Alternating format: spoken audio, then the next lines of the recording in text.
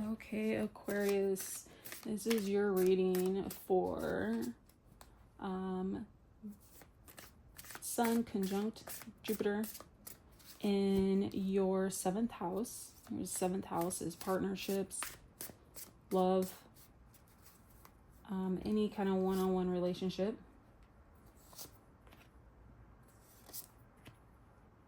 Alrighty, let's see what we have in store. So it looks like you have 10 of Fire, Scorpio, and Mars. Ooh, I can already tell you, as a relationship reading, this is going to be spicy.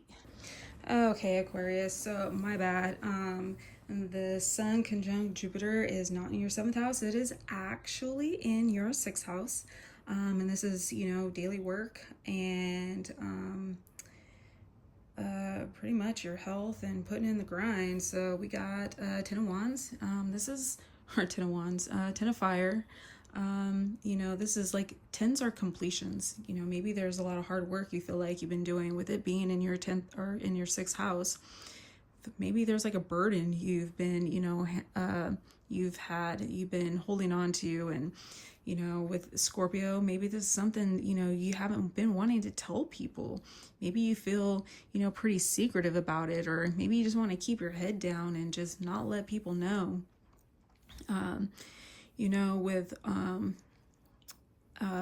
Scorpio, I mean, Scorpios are about, you know, desire, focus, sex, keeping things hidden, but it's also kind of more like the underside of life as well, you know, like Scorpios are a little more open to things that, you know, maybe isn't necessarily seen as okay, you know, by the rest of the world. But, you know, these are things that still exist in life. You know, we can't just ignore it because we don't like it.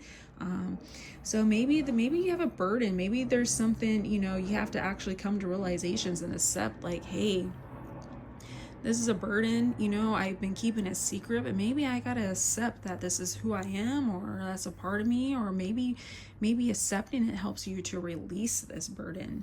And then Mars, Mars is about action. Mars also represents sex, but it's also very masculine. This is about taking action and, you know, putting in the work and, you know, just, you know, maybe doing something physical. And all of that. I know Mars and Scorpio.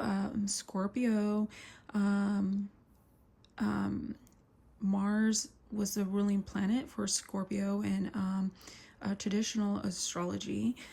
So maybe, you know, you have to, maybe there's some focus you need to really, maybe there's something you've really got to focus on to get yourself out of a position, you know, to leave a burden behind. And maybe now you're actually able to move forward. Maybe this is something that other people weren't able to see. And especially with your 6th house, you know, this could be actually like, hey, you know, yeah, I'm moving forward, but maybe I'm moving forward in a way that I feel like I'm going to be going somewhere. I feel more inspired in the direction I'm going. The 6th house can also represent health. You know, maybe you're releasing something, you know, you didn't want to let anyone know that you had like a health issue or something, you know, and maybe you started working out, or there's an exercise plan that, you know, is you've came to the decision on your own that you're going to focus on getting healthy, and, you know, maybe working out or getting into a sport or something like that is the key to getting you out of this burdensome situation. Alrighty, that is your reading, Aquarius. Thank you.